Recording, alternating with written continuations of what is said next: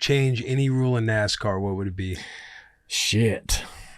Just any rule. I mean, I wish we could figure out a new package for the Daytona Talladega racetracks. Dale Earnhardt Jr. just said something that has everyone in NASCAR talking. And when Jr. speaks, people listen, especially when he's calling out the biggest problem facing Daytona and Talladega right now. Let's be real here. Superspeedway racing used to be the most exciting thing in NASCAR. But lately, it's been different, and not in a good way.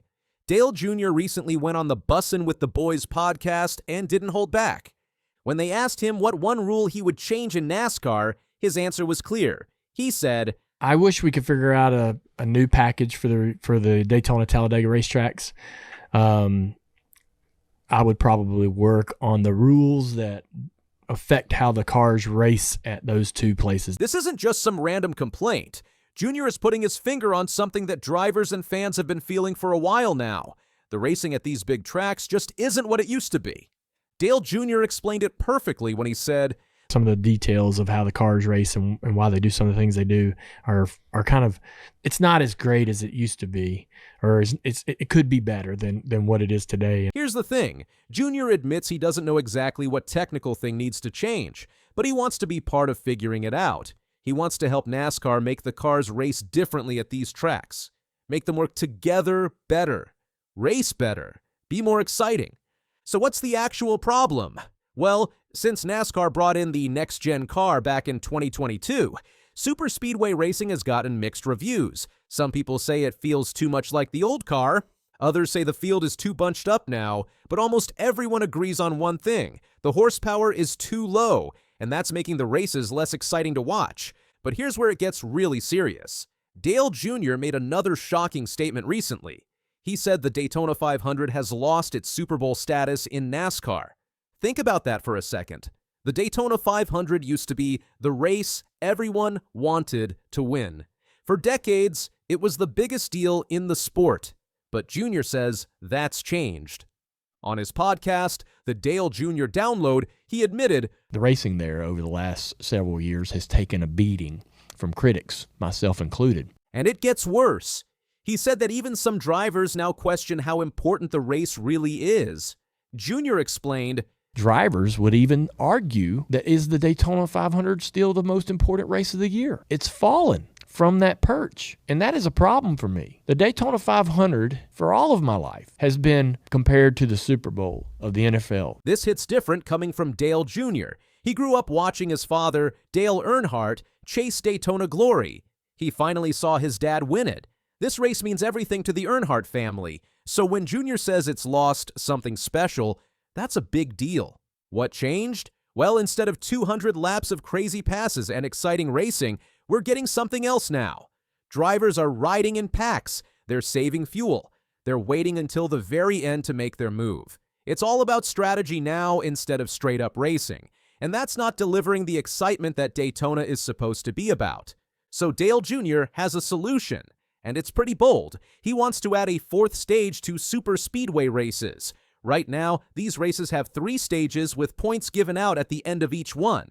Jr. thinks adding another stage would shake things up. It would force drivers to actually race more instead of just coasting and playing fuel games. Now, Jr. knows this idea isn't popular with everyone. He admitted, the idea of adding a 4th stage to the superspeedway fans did not like this idea. But he makes a good point. The Coca-Cola 600 already has 4 stages and nobody complains about that. He said, that doesn't sound so crazy to me because we have a 4-stage in the 600 and no one cares. The goal here is simple. Make fuel strategy less important. Make every part of the race matter. Bring back that high-stakes energy that made Daytona the must-watch race of the year. Some fans pushed back hard on social media. They're worried about adding more gimmicks to the sport. They think it might make things worse instead of better.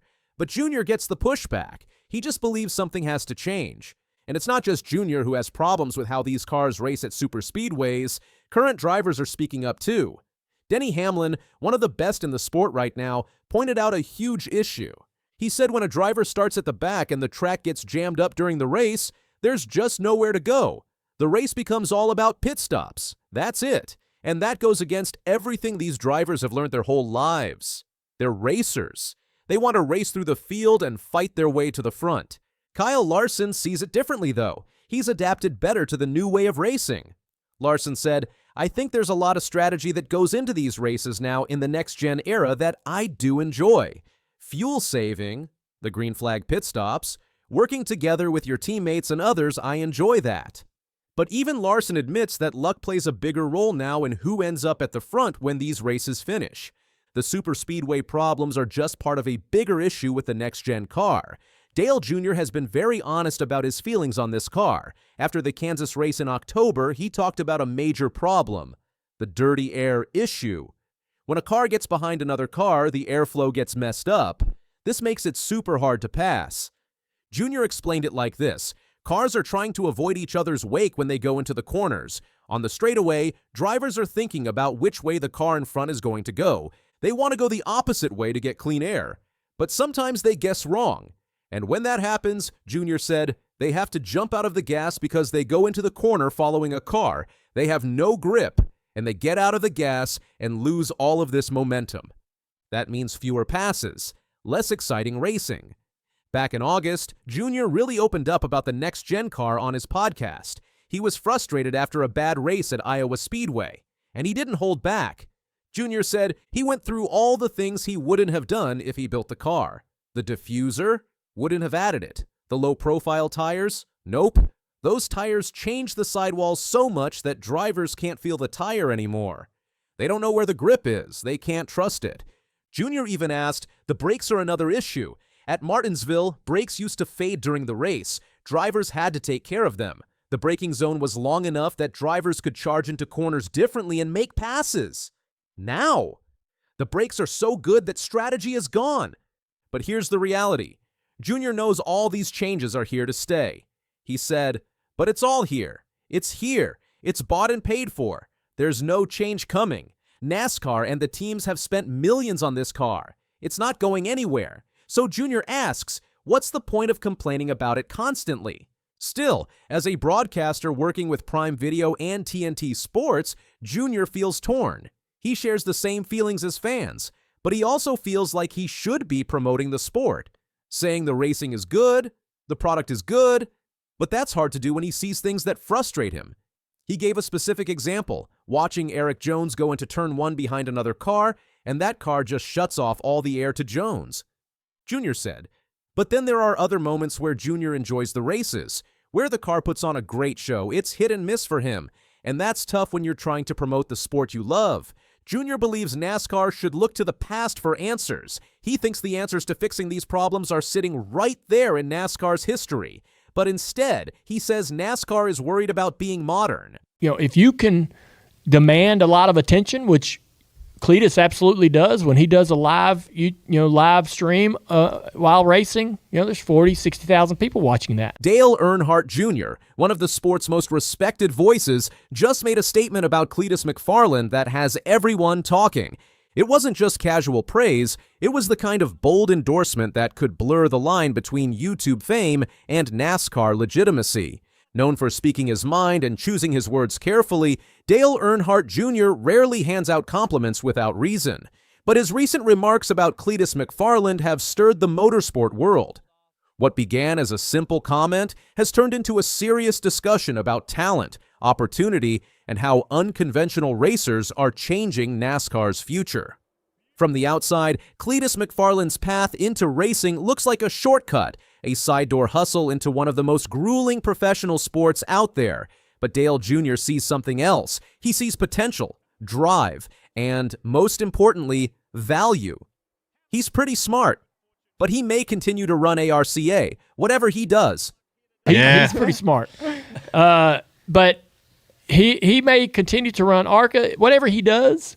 Dale said, recognizing not only McFarland's ambitions, but his adaptability. This isn't just a hobby for Cletus, it's a full-blown mission. When you look at the traditional ladder of racing, go-karts, late models, ARCA, trucks, Xfinity, and then Cup, Cletus's path is anything but standard, while others like Carson Hocevar and William Byron have made their mark in unique ways. None have come in quite like Cletus, straight from YouTube to ARCA with barely a pause. But as Dale Jr. put it, there are no rules to this. Dale saw the raw footage himself. He watched Cletus's in-car camera at Bristol. I see a lot of the things that he doesn't know, but as the race went on, he adapted and he learned and he got better, Dale explained. That quick learning curve made a lasting impression. He started to understand where and how to push the car, and so a ton of this stuff is completely foreign to him. Look, man, I mean, there's no rules to this. There shouldn't be anybody's. I'm gonna talk from a traditionalist standpoint. You know, you got a guy coming in and he tried to race ARCA, and I watched his in-car at Bristol, and I see a lot of the things that he doesn't know. But as the race went on, he adapted and he learned and he got better, right? And he started to understand where and how to push the car. And so a ton of this stuff is completely foreign to him. Still, Dale Jr. was quick to put things in perspective. It's not out of the question for a guy his age to say, hey, I want to go race. I'm going right to ARCA and I'm going right to Daytona. That is not a new thing.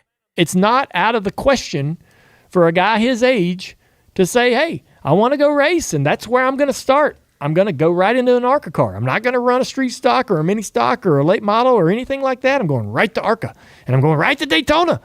I mean, that's not a new thing. It might not be conventional, but it isn't unprecedented. What matters is what a driver does once they're in the car. And Cletus, he's doing more than just driving. He's building a movement. This all started with a bodiless Corvette C5 named Leroy. Back in 2009, Cletus began documenting his garage builds, track days, and crazy automotive experiments on YouTube. What began as entertainment evolved into a media empire. His channel wasn't just about horsepower, it was about hustle. He turned a Chevrolet El Camino into a drag strip monster named Mullet. He bought and revived an abandoned 3/8-mile asphalt oval in Florida, now known as the Freedom Factory. Cletus renamed the shuttered DeSoto Speedway and turned it into a hub for car culture, burnout contests, and grassroots racing events. His vision wasn't just to compete, it was to build a community and keep a piece of motorsports history alive. What makes the Freedom Factory so unique is that it became more than just a track. It became a content engine, a proving ground, and a rallying point for automotive culture in the digital age. It drew fans from all over the country and gave amateur drivers a chance to experience competitive events in a controlled, thrilling environment. With Cletus at the helm, the venue didn't just survive, it thrived. In 2022, he made his official debut in Stadium Super Trucks, competing at Long Beach in the number 1,776 truck. Later that year, he entered the drag racing scene, further expanding his racing experience. By 2025, Cletus was behind the wheel for the ARCA Menard Series, joining Reddy Jones Racing at Daytona. He went on to compete in 3 more ARCA events that year, signaling his growing commitment to competitive racing. Dale Jr. admitted that he didn't know much about Cletus until recently. That changed fast. You know, when he got involved in buying a racetrack and started having some races, you start to say, hey, what's going on down there? And Dale recalled. Curiosity turned to admiration as he watched Cletus promote events, race competitively, and pull fans into NASCAR who had never cared before. Cletus made an appearance on the Dale Jr. download, and it turned out to be one of the most impactful episodes yet. It was exciting to realize they were reaching fans who might never have watched a NASCAR show before. Dale said, acknowledging the tidal wave of new viewership Cletus brought with him. After the show, Dale traveled to Talladega, where Cletus was set to race. He planned to share a bit of history, but Cletus had only one focus: speed. He's all about going fast and having fun. He's all about cars and car culture, Dale observed. he really is. He's all about going fast and having fun, and he's all about cars and car culture. When Cletus rolled in with his beastly Dale truck, a drag machine with more power than common sense, Dale couldn't resist. He took it for a spin. He said, so we show up to the racetrack at Talladega, and he's got that Dale truck. Yeah. Clearly impressed. But what stood out most wasn't just the speed. It was Cletus's mindset. He's really, really smart and always sort of proactive on creating content, which was fascinating. I don't want to waste an opportunity. He's really, really smart and always sort of proactive on creating content, which was fascinating. Dale explained, For someone with a non-traditional path, Cletus is incredibly calculated about where he's headed. And then there was the gesture that sealed it. After wrapping up the podcast and heading out to celebrate, Dale's team realized something unexpected. Before we could finish lunch, Cletus had already paid the whole tab. "That's just who he is," Dale shared. "Quiet generosity. No cameras, no announcements, just authenticity." That's when Dale said it plainly. He's good for the sport. He's good for us. We're all curious. He's good for the sport.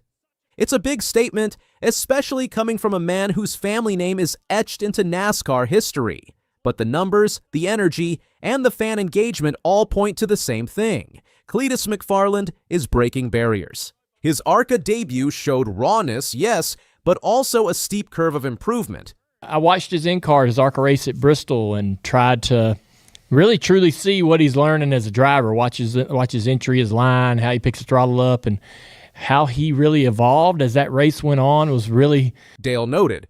Now there's talk of more. Rumors swirl around Cowlick Racing hosting a Gong Show, a kind of reality-style driver competition that might include Cletus. It would be a high-stakes, high-visibility proving ground, and while nothing's confirmed, the buzz is building fast.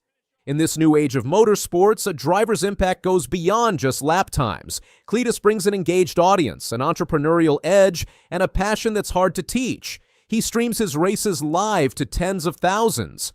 He fills venues. He sells out merch. That kind of influence turns heads in boardrooms.